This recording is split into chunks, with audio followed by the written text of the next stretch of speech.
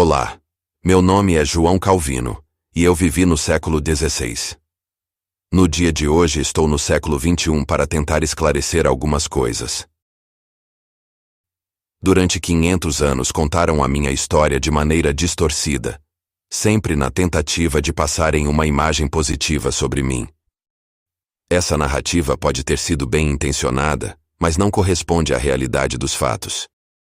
Eu nunca fui um cristão piedoso, como descrito nas páginas generosas dos livros de história. Nasci católico, vivi católico e morri católico, embora tenha rompido com as práticas papistas, pois as considerei incompatíveis com a minha fé. Segui minhas convicções de modo independente, sem interferência externa, até ser contratado como um catequista doutrinador pela Igreja Católica de Genebra, que havia expulsado o bispo papista, estava sem um pregador residente, e por isso, havia se tornado uma dor de cabeça para o conselho administrador da cidade de Genebra. Eu nunca fui crente evangélico como muitos pensam. Aliás, eu nem cheguei a saber o que é isso. Também não fui membro de igreja e muito menos pastor presbiteriano. Eu nunca fui ordenado ministro, bispo ou sacerdote. Era somente um servidor público contratado pela cidade de Genebra para ensinar aquela igreja municipal. É também falsa a informação de que me converti ao Evangelho quando rompi com o sistema religioso do Papa. Não há registro em nenhum escrito meu sobre a minha conversão ao Evangelho, porque esse episódio é uma lenda criada nos bancos de seminário para nutrir as narrativas piedosas sobre mim. Você certamente nunca leu um texto meu, dando qualquer depoimento sobre a minha conversão fora da Igreja Católica, pois isso é um devaneio dos pregadores. Nota do editor. Alguns pregadores citam precipitadamente que João Calvino, na introdução de sua obra, Comentários sobre Salmos, relatou uma conversão. A citação, no entanto, é um reconhecimento do escritor que, mesmo depois de adulto e resistente a mudanças, Deus converteu sua mente cristalizada pelos dogmas católicos para uma mente ensinável, dando-lhe a capacidade de aprender a doutrina reformada por ele mesmo. A tradução livre da citação é esta: Deus, por uma conversão súbita, domou e trouxe minha mente a uma disposição ensinável. E segue. Isso sugere que a conversão de Calvino foi mais intelectual e teológica do que emocional. Ele era um jovem acadêmico treinado em direito e profundamente influenciado pelas ideias da Renascença e do humanismo. João Calvino demonstrou muita sinceridade no que escreveu, e jamais mencionou qualquer experiência de conversão ao Evangelho, quando rompeu com o sistema religioso. De fato, eu desprezei a autoridade do Papa, como muitos católicos o fazem até mesmo hoje, no século XXI. Abandonei os domínios do Papa, mas não deixei de ser cristão. Saibam definitivamente que eu não rebatizava os irmãos católicos, e desafio aqueles que a todo custo querem provar o contrário. Embora tenha desprezado o Papa, eu sempre reconheci a validade do batismo por aspersão praticado pela Igreja Católica e a legítima autoridade dos padres que o ministravam.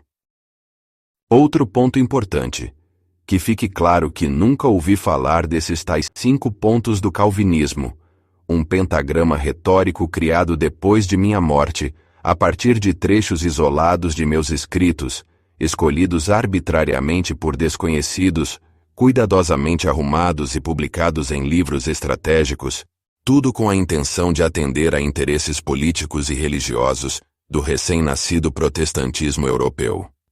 Tive muitos defeitos, mas afirmo que não era um mentiroso.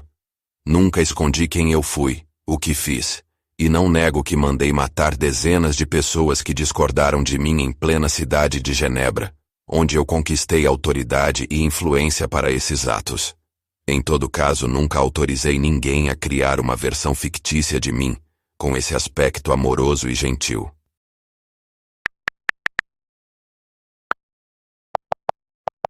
Eu sou João Calvino, e quero mostrar a você uma versão alternativa da minha história.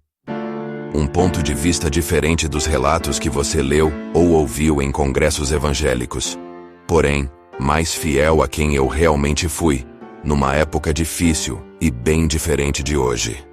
Convido você a acompanhar essa outra perspectiva sobre mim. França, século XVI. Eu nasci em 1509, em uma pequena cidade francesa. Tive uma infância difícil e perdi minha mãe aos 6 anos de idade. Os anos difíceis que passei no internato infantil, marcados por muito castigo físico e psicológico, ambiente insalubre, tratamento hostil e ausência da família, ajudaram a moldar o meu temperamento difícil, minha impaciência com as pessoas e, muitas vezes, a crueldade com aqueles que discordaram de mim. Aos 14 anos fui morar em Paris para começar meus estudos teológicos e, sobretudo, latim. Também me formei em direito por insistência de meu pai, mas nunca preferi a advocacia. Em contato com a literatura do famoso místico Rosa Cruz Martinho Lutero, decidi também seguir minha jornada espiritual, sem vínculos com o sistema religioso, e fiz o que estava se tornando comum na Europa renascentista: rebelar-se contra a velha ordem estabelecida e sepultar de vez a escuridão da Idade Média. Então eu deixei de seguir grande parte dos dogmas católicos e abandonei a autoridade do bispo de Roma. Decidi ser um cristão independente, estudar a Bíblia por conta própria, interpretar os textos sem as amarras das confissões de fé e viver livre de qualquer vínculo papista. Nota do editor. As fontes históricas confirmam que João Calvino rejeitou várias doutrinas e dogmas da Igreja Católica Apostólica Romana, incluindo o uso de imagens e ícones na missa, a autoridade do Papa e o culto aos santos e relíquias, por considerá-las incompatíveis com o texto bíblico. Por outro lado, Calvino jamais abandonou outros fundamentos do catolicismo, como o dogma da Trindade, estabelecido pelo Concílio de Tessalônica, em 381, liderado pelo Papa Dámaso, e a Guarda do Domingo, decretada pelo Edito de Constantino em 7 de março de 321, em adoração ao Deus Sol e em substituição ao sábado do judaísmo. Tanto a Trindade quanto a Guarda do Domingo, adotados por João Calvino, foram aprovados pelo Sagrado Magistério da Igreja Católica e por isso se tornaram legítimos no cristianismo. Mas eram conceitos desconhecidos da Igreja primitiva do primeiro século da era cristã e, desta forma, são práticas ausentes nos textos bíblicos.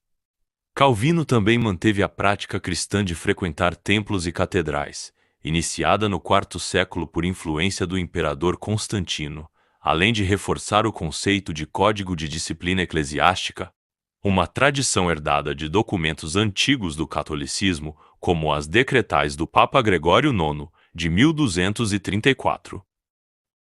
É também falsa a informação de que a Bíblia de Genebra, a emblemática tradução do pensamento calvinista do século XVI, tenha omitido em sua publicação algum dos 73 livros da Bíblia Católica, confirmados desde o Concílio de Roma, em 382. Embora João Calvino tenha se referido aos livros deuterocanônicos como livros úteis, mas não inspirados, ele os citou entre 10 a 15 vezes em seus comentários.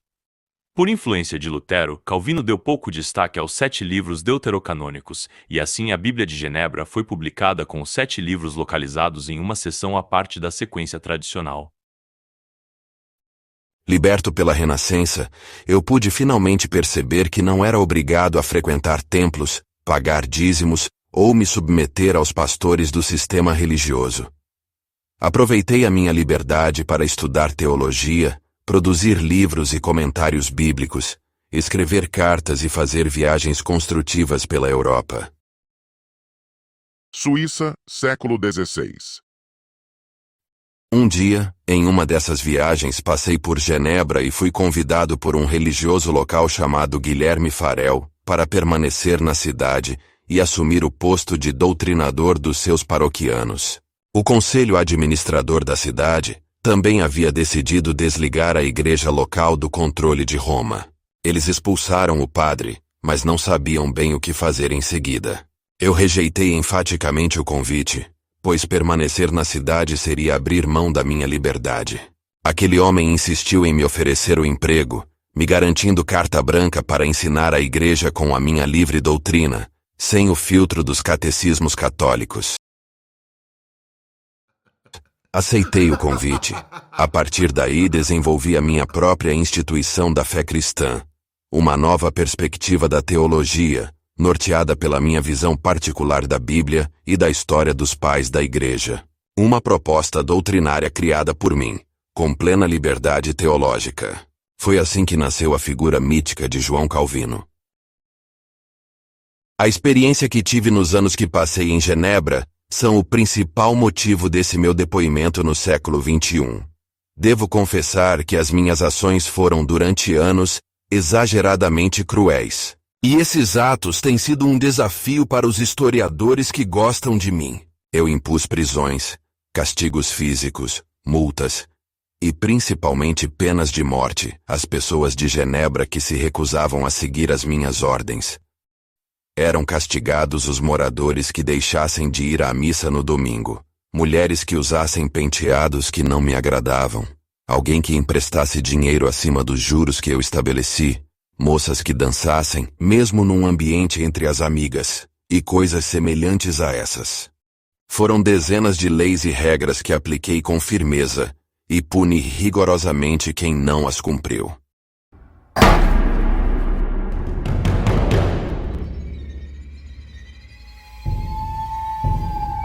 Chegou a hora de comentar sobre o meu ato considerado mais infame pelos historiadores seculares. Você talvez esteja esperando essa confissão.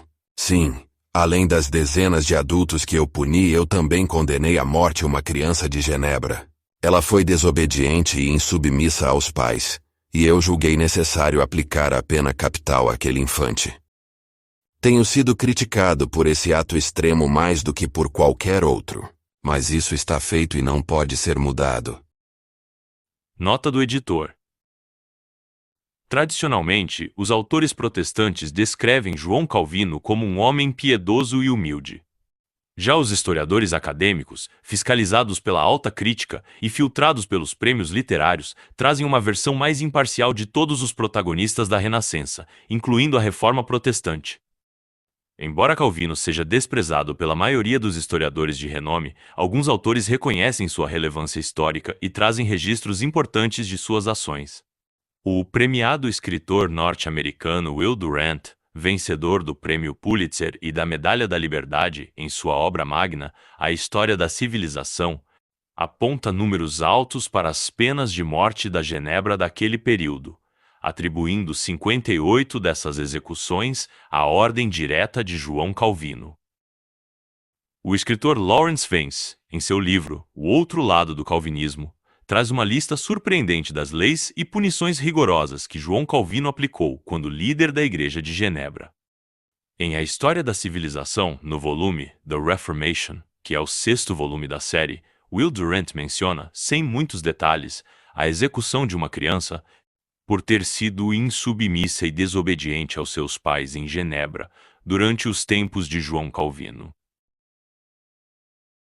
Talvez alguns de vocês achem que eu me tornei um católico desigrejado, na intenção de abrir uma nova igreja, calvinista, evangélica, mas essa ideia não tem lógica temporal, nunca existiu, e seria incompatível com o cenário religioso da Europa da minha época. A explicação mais simples é que a minha história vem sendo reescrita através dos séculos de acordo com os interesses culturais e religiosos de cada geração, sempre trazendo ao ouvinte uma imagem melhorada de quem realmente fui. Eu entendo que os protestantes são anticatólicos e precisam me apresentar como um reformador piedoso, um pastor gentil ou um crente associado aos evangélicos. Os livros protestantes que falam de mim geralmente trazem uma atmosfera devocional que apela a frases emotivas que nunca falei, e divulgam uma profunda consagração espiritual que supostamente eu pratiquei. Mas não se esqueçam, eu sou João Calvino, e vivi no epidêmico e sanguinário século XVI. Não fui um bom católico e nem um bom cristão. Fez bem para a minha consciência abandonar o Papa, sair do sistema religioso, retirar as infames imagens de escultura da Igreja de Genebra e criar um sistema doutrinário estritamente fundamentado na minha livre interpretação dos 73 livros da Bíblia. Mas reconheço que fui intolerante com os meus oponentes e cruel com as pessoas simples da minha época. Talvez eu tenha errado em usar meu vasto conhecimento jurídico e a minha influência tóxica para condenar à morte tanta gente simples que não tinha como se defender. Não que eu esteja arrependido, até porque é tarde para isso. Mas é um fardo ter que levar comigo o amargo rótulo de serial killer da Reforma Protestante. Nota do editor. Considerando que a finalidade deste vídeo é somente apresentar uma visão alternativa, mais histórica e secular, dos atos do mais famoso líder religioso de Genebra, achei por bem não destacar, nessas ilustrações, a relação de João Calvino com a maçonaria e com a simbologia ocultista. Hoje eu tive a oportunidade de vir ao século XXI, fazer uma visita a você, conhecer os seus costumes e contar a minha história. E você, que é um evangélico moderno, com crenças contemporâneas, seguidor da moda e com a consciência livre dos princípios rigorosos da Reforma Protestante, caso tenha a oportunidade de também viajar no tempo e chegar ao século XVI, convido você a fazer uma visita à Igreja de Genebra. Eu estarei lá, esperando por você.